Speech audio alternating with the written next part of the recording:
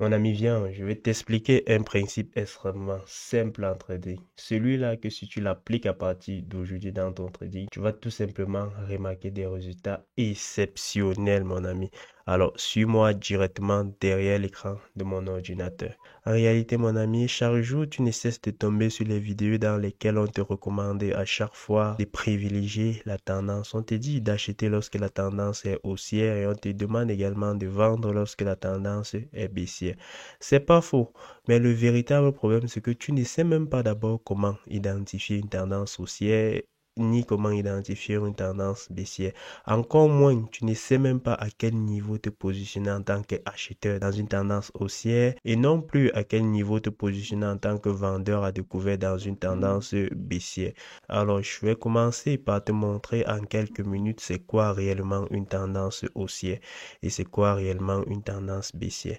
C'est extrêmement simple. Ce que tu vas savoir, c'est qu'une tendance haussière est tout simplement une tendance dans laquelle on aura les plus hauts du marché qui seront de plus en plus élevés, comme ce que tu peux remarquer sur ce graphique, et les plus bas qui seront également de plus en plus élevés. Vous voyez un peu. Donc, les plus hauts qui seront de plus en plus hauts et les plus bas qui seront également de plus en plus élevés. Donc, tu peux remarquer à ce niveau, on a tout simplement ce plus haut qui est moins élevé que celui-ci et celui-ci également qui est moins élevé que celui-ci et celui-ci également qui est moins élevé que celui-ci. Donc, celui-ci qui est plus élevé que celui-ci, celui-ci qui à son tour est plus élevé que le précédent et celui-ci également qui est plus élevé que son précédent. Vous voyez un peu.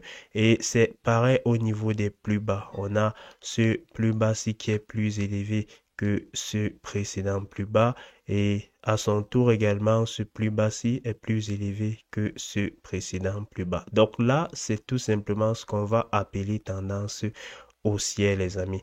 Et pour ce qui est des tendances baissières, on va tout simplement avoir un marché qui fait ceci. Donc, les plus hauts seront de plus en plus bas et les plus bas seront également de plus en plus bas. Donc, on va avoir quelque chose comme ceci. Vous voyez un peu.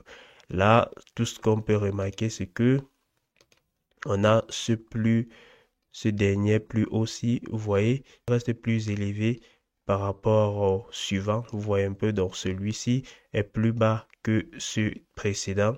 Celui-ci également qui est plus bas que ce précédent plus haut. Et celui-ci également à son tour qui est plus bas que ce précédent plus haut. Et regardez également au niveau des plus bas. On va avoir tout simplement ce plus bas qui est plus bas que ce précédent plus bas. On va également avoir ce plus bas qui est à son tour plus bas que le précédent. Si, on va également avoir ce dernier plus bas qui va également être plus bas que celui-ci. Vous voyez un peu. Donc en réalité, on a là une tendance haussière. Je vais mettre H, vous voyez un peu. On a une tendance haussière là et on a une tendance baissière à ce niveau. Vous voyez un peu, je vais mettre MB là, une tendance baissière. Maintenant, ce qu'il faut savoir, c'est que cette tendance haussière-ci est souvent accompagnée par une ligne de tendance qu'on va appeler support. Vous voyez un peu, une ligne de tendance sur laquelle le marché revient prendre plus ses forces. Vous voyez, à ce niveau, on peut tout simplement identifier notre ligne de tendance là à ce niveau. Vous voyez un peu. Donc, on a tout simplement notre ligne de tendance à ce niveau.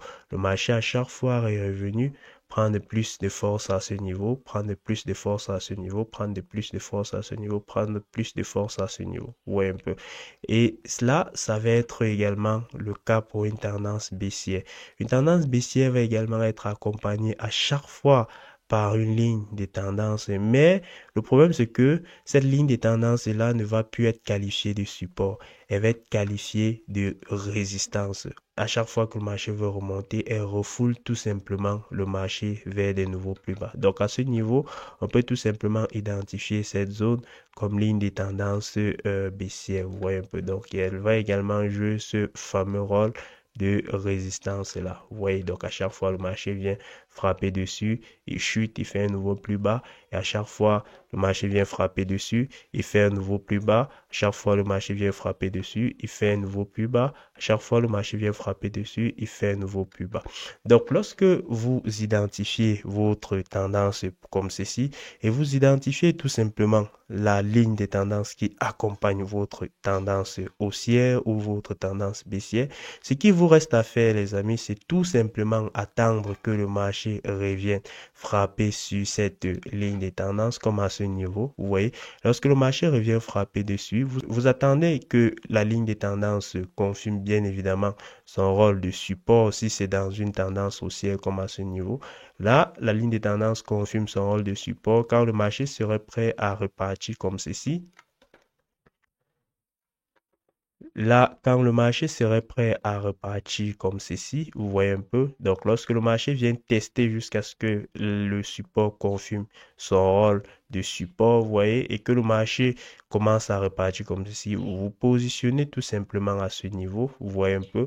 Vous cherchez le dernier sommet comme objectif et vous placez votre stop tout simplement en dessous du dernier plus bas et en dessous de votre support. Donc, vous prenez votre outil d'achat là, vous positionnez là, vous cherchez tout simplement l'objectif, votre take profit en haut là et votre stop loss tout simplement en dessous de ce niveau comme ceci. Donc, c'est à ce niveau que vous allez vous positionner dans une tendance haussière.